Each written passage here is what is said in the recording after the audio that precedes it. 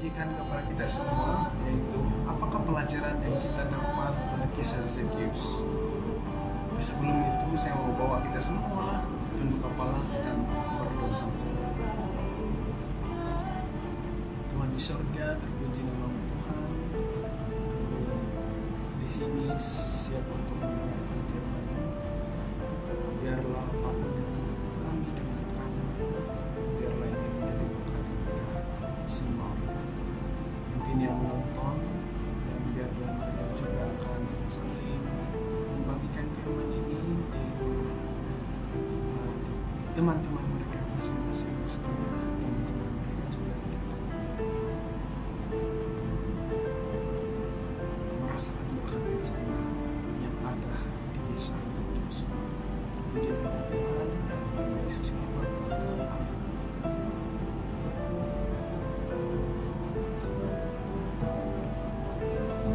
Nah, sebenarnya apa? Sebenarnya apakah pelajaran yang kita dapat dari kisah Zekius ini? Mungkin semua tahu tentang nama Zekius. Siapa sebenarnya Zekius? Dan kenapa Zekius ditulis di dalam buku? Salah satu kitab yang menulis tentang Zekius adalah kitab Lukas, Dr. Lukas yang menulis. Dan kalau kita lihat peristiwa ini, ada sesuatu yang aneh ataupun sesuatu yang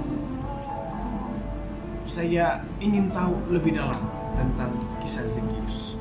Zekius ini adalah, ada 4 ciri Zekius ini. Mari kita buka Alkitab kita. Saya mau semua yang di rumah, yang menonton saya, buka Alkitab, yaitu di dalam Zekius pasal yang ke-19. Zekius pasal yang ke-19. Kawan saya, Lukas pasal yang ke-19 ayat 1 sampai 10. Cuma ada 10 ayat yang menceritakan tentang Zekius. Namun dari ke-10 ayat ini banyak yang kita dapat.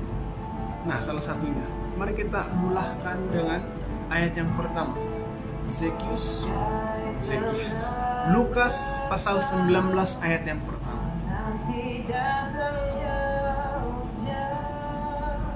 Yesus masuk ke kota Yeriko dan berjalan terus melintasi kota itu. Melalui ayat yang pertama ini, sebenarnya ada sesuatu yang kita perlu mengerti di sana. Yesus, dia katakan di sini ayat yang pertama, Lukas 19 ayat yang pertama, dia katakan Yesus masuk ke kota Yeriko. Yesus masuk ke kota Yeriko dan berjalan terus melintasi kota itu. Ada 2 perkara yang saya ingin tahu di sini. Yang pertama, sebenarnya Yesus ini dari mana? Dan yang kedua adalah Yesus mau pergi mana? Dia dari mana dan dia mau kemana? Ada 2 pertanyaan ini kita perlu jawab. Apakah dia dari mana itu? Ya, Yesus ini dari mana? Dan sebenarnya di kota Yeriko itu dia tidak mau singgah langsung. Tapi dia mau jalan terus. Nah, di sini dia berjalan terus melintasi kota itu. Nah, tidak perkataan mampir ataupun singgah di sana, tiada. Dia mau berjalan terus untuk melewati kota itu. Tidak mau singgah-singgah. Jadi pertanyaan yang pertama tadi yang saya katakan, dari manakah Yesus? Dari manakah Yesus? Mari kita coba buka di dalam Lukas 9 ayat yang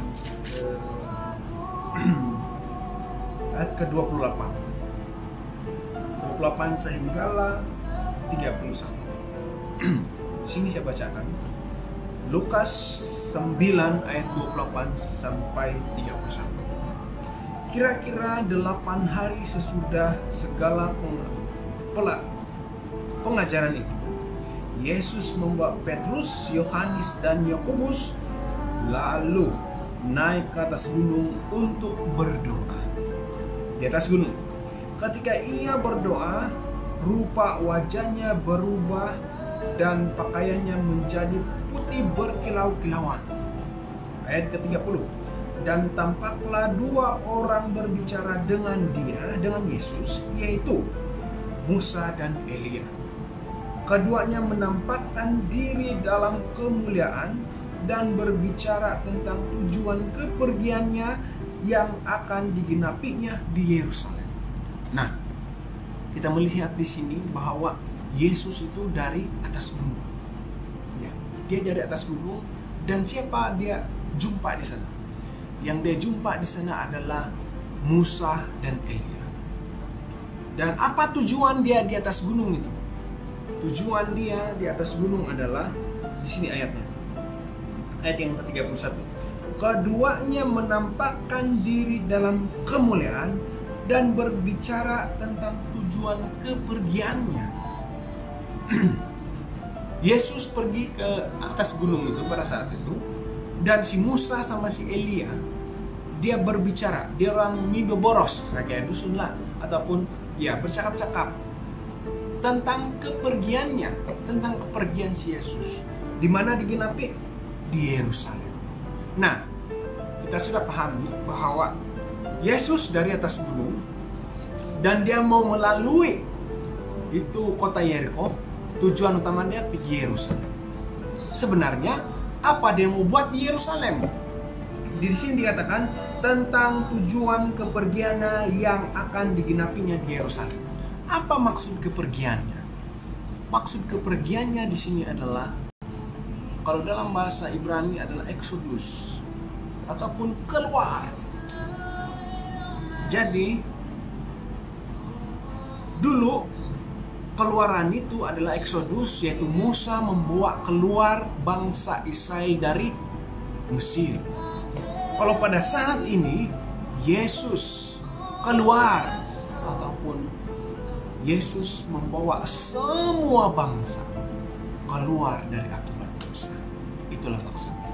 Di mana digenapi itu ada satu bukit yang ada di Yerusalem, yaitu di Bukit Golgota. Oleh karena itu, di ayat yang pertama itu, 19 ayat yang pertama, Yesus berada di atas gunung dan mau terus melintasi kota Yeriko, mau pergi ke kota Yerusalem.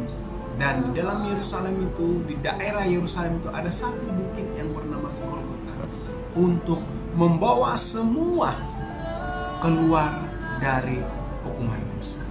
Itulah tujuan Yesus, dan di mana tujuan dia mau genapi pada saat itu. Nah, kita tahu bahwa Lukas 19 ini ayat yang pertama itu kita tahu dari mana Yesus dan dia mau kemana. Jadi apa aplikasi yang kita boleh terapkan di dalam kehidupan kita? Aplikasi yang kita boleh terapkan dalam kehidupan kita adalah Yesus sudah mati untuk kita semua. Dia sudah membawa kita keluar dari hukuman dosa. Dia sendirilah yang menjalani hukum dosa itu, yaitu mati di kayu salib. Sebenarnya kita lah yang harus mati di kayu salib, tetapi Yesus sendirilah yang mau menyerahkan dirinya untuk menggantikan kita dari dihukum mati. Di ayat yang kedua dan ketiga, di sini kita melihat tentang ciri-ciri karakter si Zekius. Karakter si Zekius ini ada 4. Di ayat yang kedua katakan, di situ ada seorang yang bernama Zekius. Yang pertama, kepala pemungut cukai, dan ia juga seorang yang kaya. Ia berusaha melihat orang apakah Yesus itu. Tetapi ia tidak berhasil karena banyak orang, sebab badannya pendek. Ada 4 ciri Yesus di sini. Yang pertama, dia ini kepala pemungut cukai. Yang kedua, dia ini seorang yang sangat kaya. Dan yang ketiga, dia ini tidak dapat melihat Yesus. Kenapa dia tidak dapat melihat Yesus? Ciri dia keempat, yaitu dia ini seorang yang pendek. Nah, bagaimana kita mau memahami 4 ciri yang dimiliki oleh Zekius ini? Kita kita sangat bersyukur mempunyai Alkitab. Karena Alkitab menerangkan satu persatu karakter yang dimiliki oleh Zekius ini. Mari kita buka. Kita lihat pasal sebelumnya. Ada 4 perkara yang telah kita katakan tadi, telah saya bacakan tadi. Pemungut cukai. Sebelum di pasal yang ke-19, adakah cerita tentang pemungut cukai? Ada. Di pasal 18 ayat 9 sampai ayat ke-14, yaitu perumpamaan tentang orang Farisi dan pemungut cukai. Nah, ada. Yang kedua, orang kaya. Adakah yang menceritakan sebelum pasal 19, adakah cerita tentang orang kaya? Ada. Di Lukas 18 ayat 18 sampailah 27 tentang orang kaya yang sukar masuk ke dalam kerajaan surga. Yang ketiga, si Zekius tidak dapat melihat Yesus. Sebelum pasal 19, adakah cerita yang tidak dapat melihat Yesus? Ada. Lukas 18 ayat 35 sehinggalah 42. Di sini menceritakan ada seorang buta. Buta itu tidak dapat melihat. Nah, begitu juga ciri si Zekius. Dia tidak buta, tetapi dia tidak dapat melihat oleh karena dia pendek. Nah, ciri yang keempat yaitu orang pendek. Si Zekius ini pendek. Cerita sebelumnya, adakah yang menerangkan tentang orang-orang yang pendek? Tentu sekali ada. Di dalam Lukas 18 ayat 15 hinggalah 17. Di sana dikatakan Yesus memberkati anak-anak. Saya mau bertanya, anak-anak itu tinggi atau rendah? Pendek. Nah, berarti 4 ciri Zekius sudah diterangkan, yaitu pemungut cukai, orang kaya, tidak dapat melihat Yesus, malah orang pendek. Jadi bagaimana? Mari kita pergi satu persatu pemungut cukai dahulu. Kalau kita lihat di dalam Alkitab, Lukas 18 ayat 9 sampai 14, ini ada cerita tentang bagaimana 2 orang yang sedang berdoa. Dia berdoa, yaitu di antara orang Farisi dengan pemungut cukai. Mari kita lihat di sini. Di ayat yang ke-10. Kepada yang baru menonton saya, boleh share semua video ini, live streaming ini kepada rekan-rekan Anda supaya dapat mengerti, dapat merasakan berkat yang sama apa yang Anda rasakan. Oke, kita teruskan. Pemungut cukai. Zekius ini seorang yang pemungut cukai. Kalau kita lihat di dalam Lukas 18 ayat 9 sampai 18, ada 2 orang di sini, yaitu orang Farisi dengan pemungut cukai. Yang pertama, ada ayat yang ke-10. Lukas 18 ayat yang ke-10. Ada 2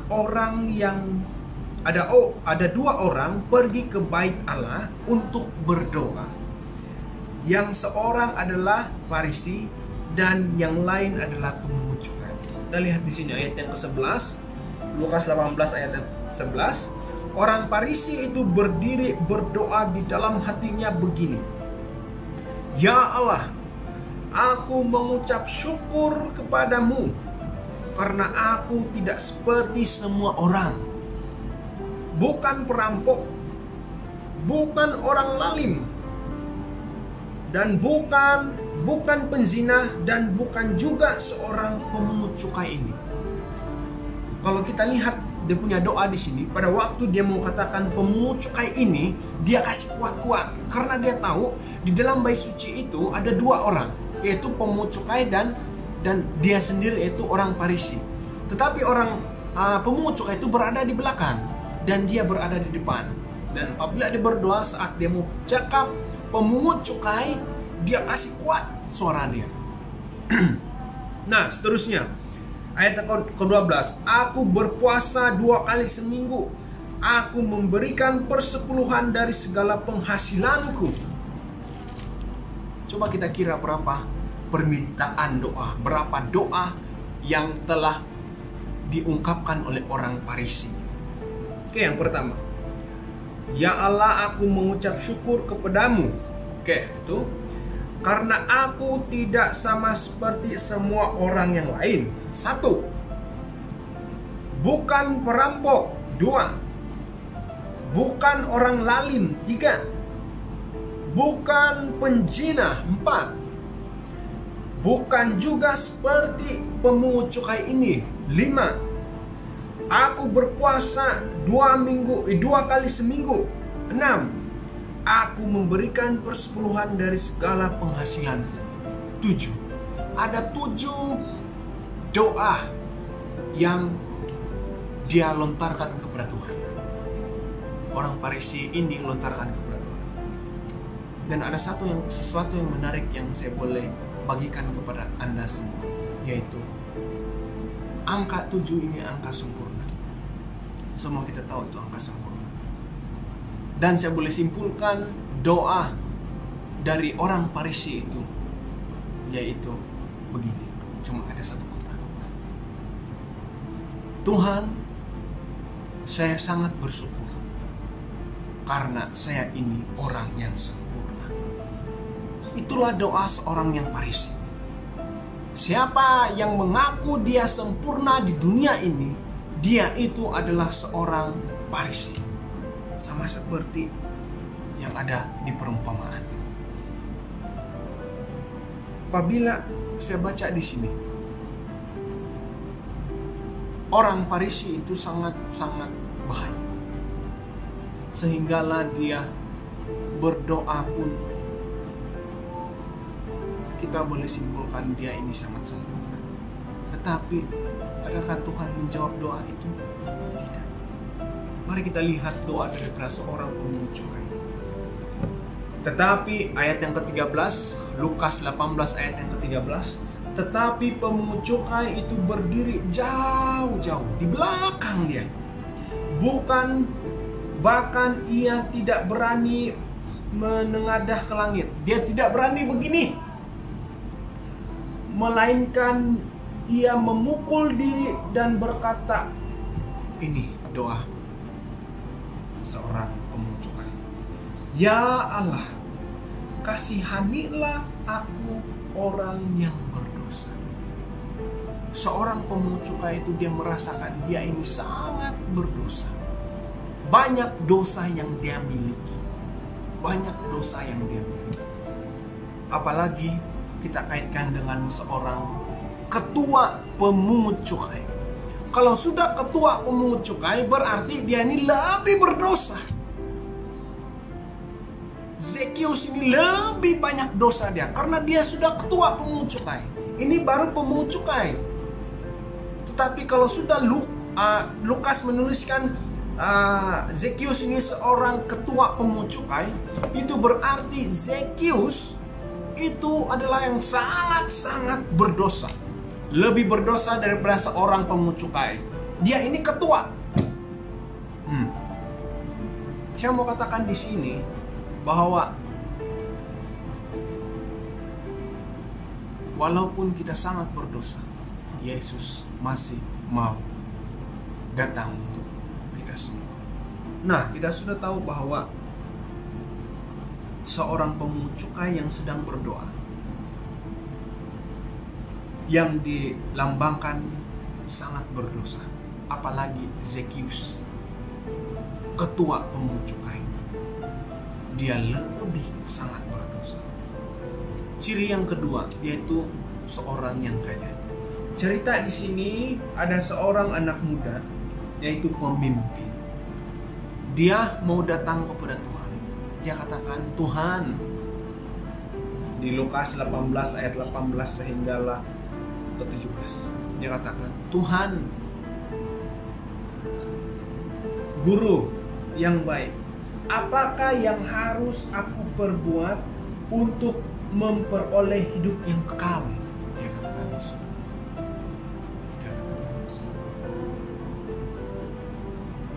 kemudian Yesus katakan di sini adalah ayat 19. Mengapa kau katakan aku baik? Tak ada seorang pun yang baik melainkan Allah saja. engkau tentu tahu segala perintah Allah. Jangan berzina, jangan membunuh, jangan mencuri, jangan mengucap saksi dusta, hormatilah ayahmu dan ibumu.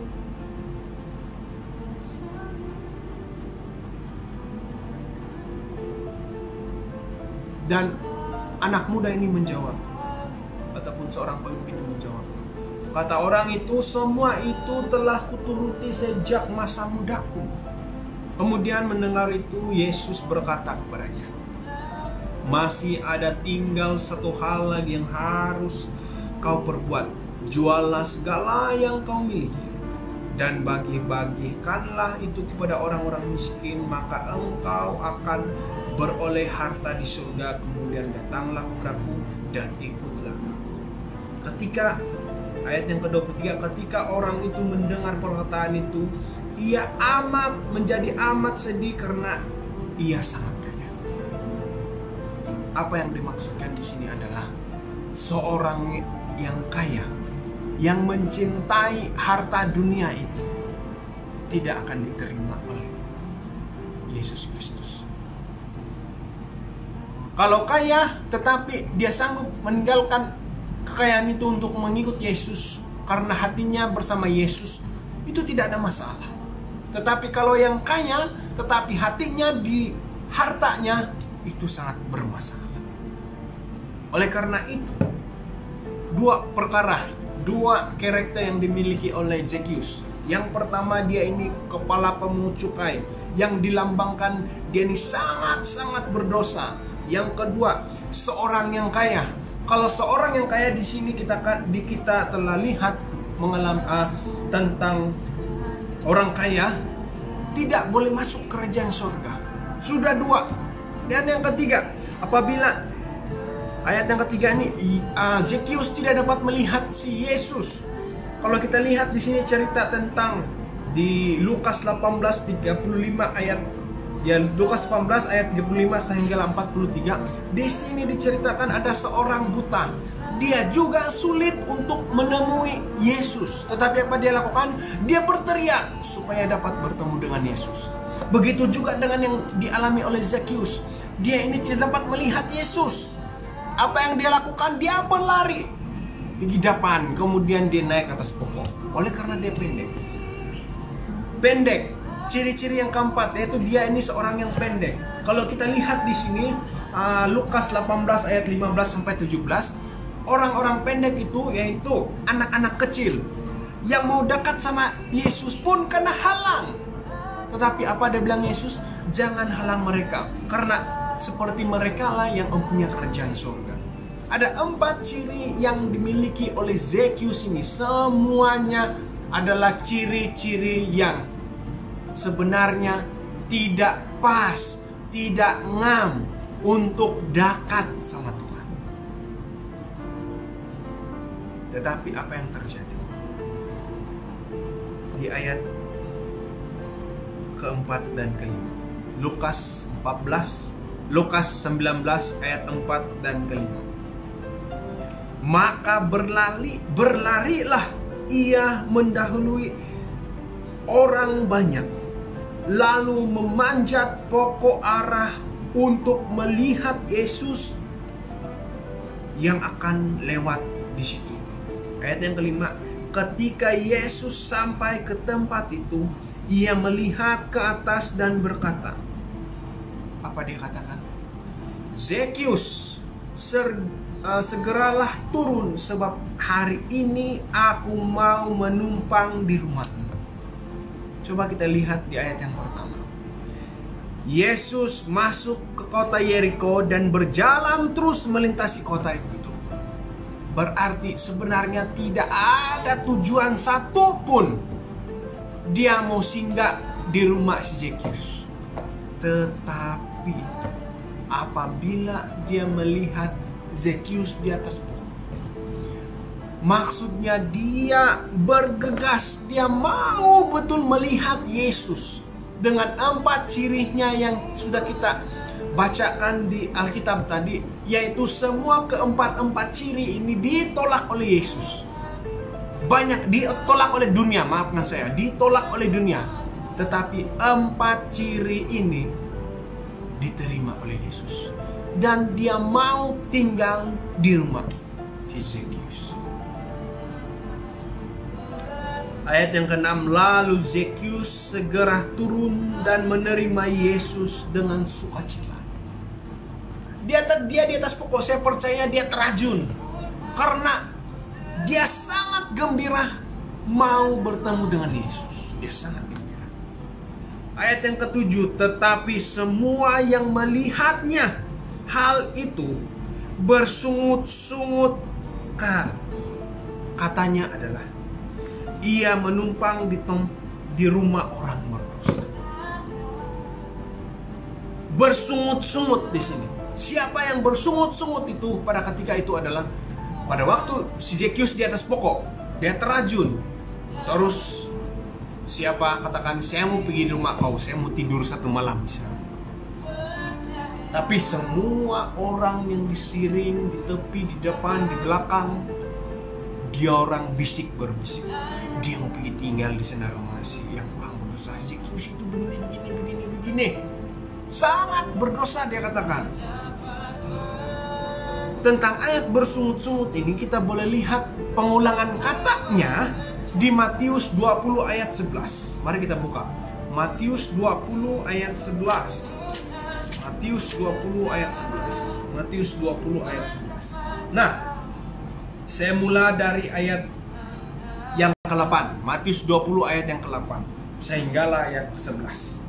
Ketika hari malam, Tuhan itu berkata kepada mandurnya, panggillah pekerja-pekerja itu dan bayarlah upah mereka, mulai dengan mereka yang masuk terakhir sehingga yang mereka yang masuk terdahulu. Ayat yang ke-10. Ayat ke-9.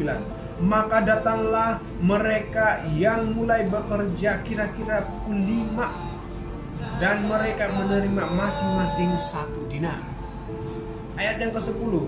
Kemudian datanglah mereka yang masuk terdahulu, sangkanya akan mendapat lebih banyak, tetapi mereka pun menerima masing-masing 1 dinar juga. Ketika mereka menerimanya, mereka bersungut-sungut kepada Tuhan itu. Katanya, mereka masuk terakhir ini hanya menerima kerja 1 jam, dan engkau menyamai mereka dengan kami yang sehari suntuk, bekerja berat dan menanggung panas terik matahari. Pada waktu ini ada yang kerja dari jam 8 pagi lagi, tapi ada juga yang datang pukul 5 sudah, dia kerja 1 jam. Dia akan bagi 1 dinar saja. Semua 1 dinar. Terus yang kerja yang awal lagi tadi bersungut-sungut. Kenapa mereka bersungut-sungut? Sebab mereka tidak merasakan keadilan di sana. Di sini saya boleh katakan kepada kita semua, sesiapa yang bersungut-sungut dengan kehendak Tuhan, dengan keadilan Tuhan, sebenarnya itu tidak pantas bagi kita, tidak ngam untuk kita, tidak ngam. Karena peristiwa ini melambangkan kedatangan Yesus yang kedua. Kita yang sudah bersedia dari awal sepatutnya bergembira karena kita sudah mengenal Yesus itu. Kepada orang yang baru mengenal Yesus, sepatutnya kita bersyukur karena mereka juga dapat menerimakan keselamatan. Tetapi orang pada saat ini masih mau bersungut-sungut karena ada orang yang mau bertawar. Masih klaim keselamatan, keadilan Tuhan. Keadilan Tuhan itu adalah hak pribadi Allah sendiri. Saya sendiri tidak mengerti, Anda semua tidak harus mengerti itu. Karena di dalam Ulangan 29 ayat 29 katakan. Ulangan 29 ayat 29. Ulangan 29 ayat 29 katakan, saya bacakan di sini. Hal-hal yang tersembunyi ialah bagi Allah Tuhan kita, tetapi hal-hal yang dinyatakan ialah bagi kita dan bagi anak-anak kita sampai selama-lamanya, supaya kita melakukan segala perkataan hukum Taurat itu. Berarti apa yang tersembunyi itu adalah hak Tuhan, bukan hak kita, karena Dia telah menciptakan kita. Apa hak kita yang sudah dinyatakan, yaitu kita harus berpegang sepenuhnya kepada Tuhan. Tetapi manusia sekarang masih lagi mau bersungut-sungut kepada si pencipta. Mereka tidak tahu, manusia sekarang tidak mengerti bahwa sebenarnya itu adalah hak seorang pencipta. Kalau saya mencipta sebuah robot, saya cipta untuk dia, dan saya kasih bilang, oh ini kau ikut. Dia tidak perlu tahu kenapa saya cipta itu, karena saya penciptanya. Begitu juga dengan kita, ciptaan Tuhan. Tuhan ada sembunyikan sesuatu kepada kita, tetapi itu adalah haknya, karena Dia telah mencipta kita. Kita tidak patut bersungut-sungut. Yang kita patut lakukan di sini adalah bersyukur kepada Tuhan, karena Dia senantiasa memberikan yang terbaik kepada kita semua. Nah, kita kembali kepada cerita Zekius. Tetapi Zekius berdiri dan berkata kepada Tuhan, Tuhan, setengah dari milikku akan kuberikan kepada orang miskin, dan sekiranya ada sesuatu yang kuperas dari seseorang akan kukembalikan 4 kali lipat. Kata Yesus kepadanya, hari ini telah terjadi keselamatan kepada rumah ini, karena orang ini pun anak Abraham.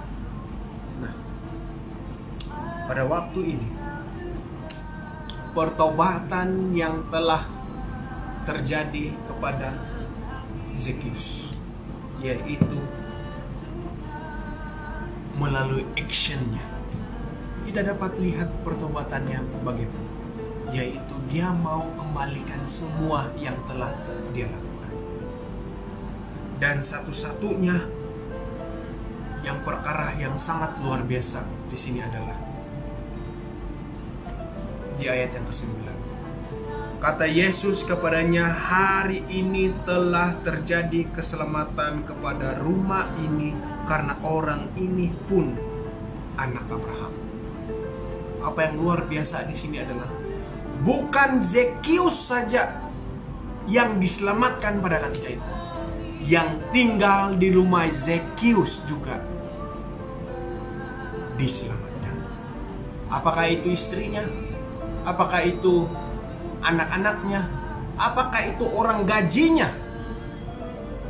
Karena dia di dalam rumah, maka Yesus katakan, hari ini telah terjadi keselamatan kepada rumah ini, karena orang ini pun anak Abraham.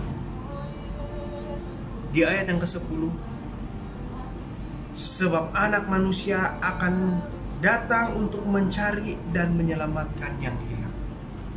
Coba kita bayangkan sejenak. Zekius ini memiliki 4 ciri, yaitu yang sangat berdosa di hadapan Tuhan. Tetapi di ayat yang ke-10 katakan, sebab anak manusia datang untuk mencari dan menyelamatkan yang hilang. Zekius pada masa sekarang ini adalah Anda dan saya yang sedang hilang dan tidak tahu mana arah untuk dituju. Kitalah orang yang sangat-sangat berdosa. Tapi apa yang dikatakan Tuhan? Saya mau mencari orang yang hilang dan mau menyelamatkan orang yang hilang.